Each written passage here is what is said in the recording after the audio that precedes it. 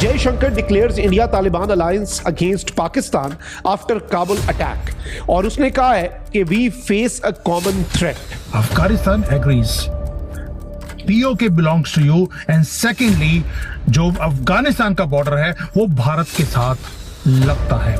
Game over for Pakistan. वैसे पाकिस्तान का ये डर गलत नहीं है, क्योंकि गिलगिट बाल्टिस्तान को पाकिस्तान से छीनने के लिए भारत और अफगानिस्तान बहुत बड़ा खेल शुरू कर चुके हैं. खेल की शुरुआत कुछ समय पहले अफगानिस्तान ने की थी, लेकिन इसे अंजाम तक भारत पहुंचा रहा है.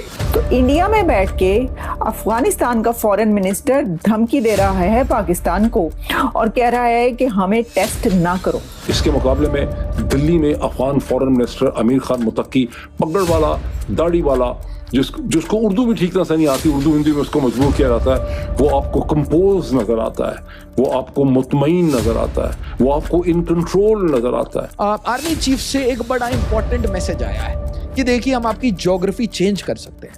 और क्या हिस्ट्री में ऐसा हमने किया है? बिल्कुल, हमने बांग्लादेश क्रिएट किया है. और इसके साथ जयशंकर साहब अपनी डिप्लोमेटिक रैम्पेज पर निकल चुके हैं.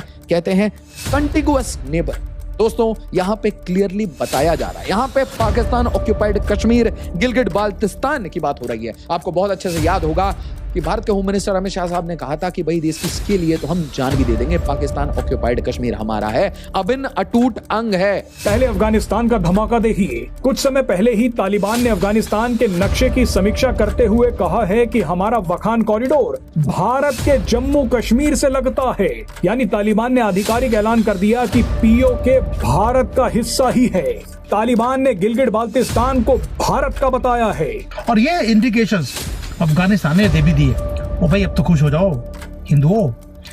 आज हुआ क्या है अब देखिए, ये सबसे बड़ी मजे की बात है. जयशंकर ने एक वर्ड यूज किया कि अफगानिस्तान हमारा कंटिगुअस नेबर है. वर्ड्स बहुत इंपॉर्टेंट होते हैं और इसको सुनने के बाद पाकिस्तान की जो गवर्नमेंट है उन्होंने बोलना शुरू कर दिया कि ये जो अफगानी है ये हमेशा ही भारत के साथ खड़े थे. जानकारी के लिए बता दें कि वखान कॉरिडोर भारत के लिए एक कूटनीतिक खजाना हो सकता है. वखान कॉरिडोर 300 से 350 किलोमीटर लंबी जमीन की एक पट्टी है. इसकी चौड़ाई 10 से 65 किलोमीटर तक की है. अगर वखान कॉरिडोर तक भारतीय सेना पहुंच गई तो भारत सीधे सीधे अफगानिस्तान से जुड़ जाएगा. लेकिन अभी दिक्कत यह है कि गिलगिट बाल्टिस्तान में पाकिस्तानी सेना के साथ साथ चीन भी सीपैक के जरिए बैठा हुआ है.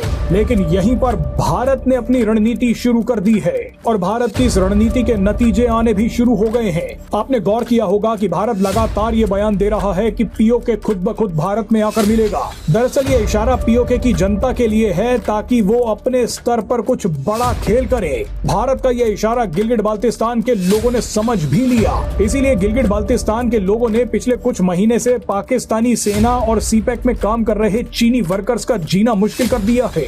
गिलगिट बाल्टिस्तान के लोग बड़ी बड़ी सड़कों और हाईवेज को जाम करके बैठे हैं.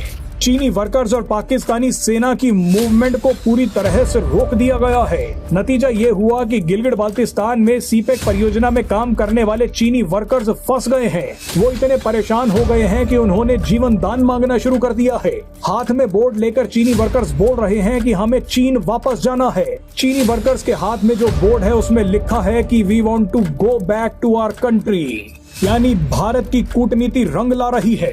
इस वक्त गिलगिट बाल्टिस्तान में पाकिस्तानी सेना और चीन की स्थिति बहुत कमजोर है. लोहा गर्म है. भारत और अफगानिस्तान चाहे तो तुरंत चोट कर सकते हैं. भारत और अफगानिस्तान चाहे तो वो सीधे सीधे जमीन के रास्ते एक दूसरे के संपर्क में आ सकते हैं. POK जो है उसका बॉर्डर लगता है अफगानिस्तान के साथ और हमने बोल दिया कि POK हमारा है और अफगानिस्तान ने बोला वी एग्री विद यू. क्या बोला? दोबारा बोलता हूं. Afghanistan agrees. POK belongs to you and secondly जो अफगानिस्तान का बॉर्डर है वो भारत के साथ लगता है. Game over for Pakistan. अब हमने किया कैसे? पहले तो हमने बोला कि देखो, जब भी हम डिप्लोमेसी में बात करते हैं या बिजनेस में बात करते हैं, हम देखते हैं कि दोनों की कॉमन ग्राउंड क्या है. तो कॉमन ग्राउंड ये निकला कि अफगानिस्तान भी दुखी है एक जानवर से, हम भी दुखी हैं.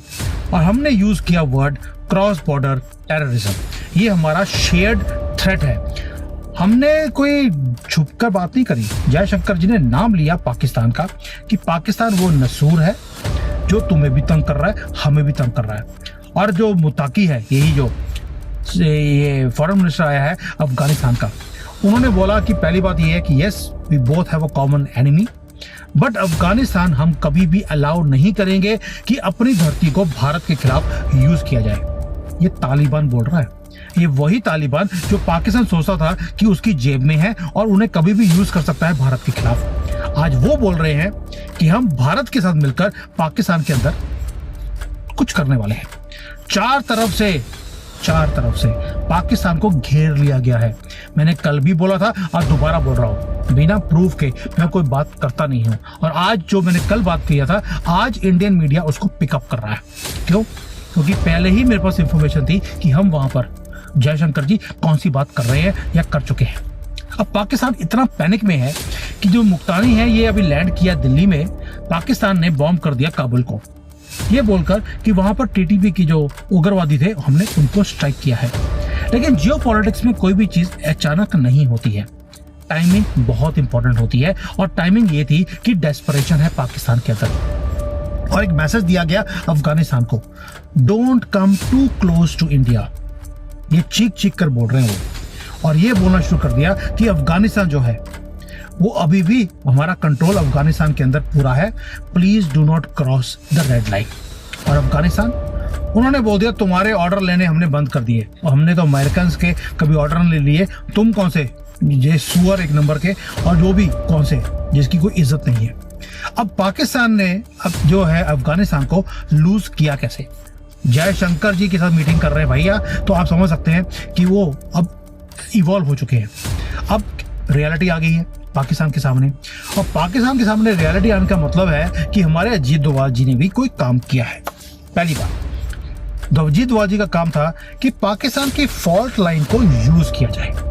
ड्यूरेंट लाइन का डिस्प्यूट उजागर होना शुरू हो गया। अफगानिस्तान ने बोल दिया हमें ड्यूरेंट लाइन मंजूर नहीं है, हम अपनी जमीन वापस लेकर जाएंगे।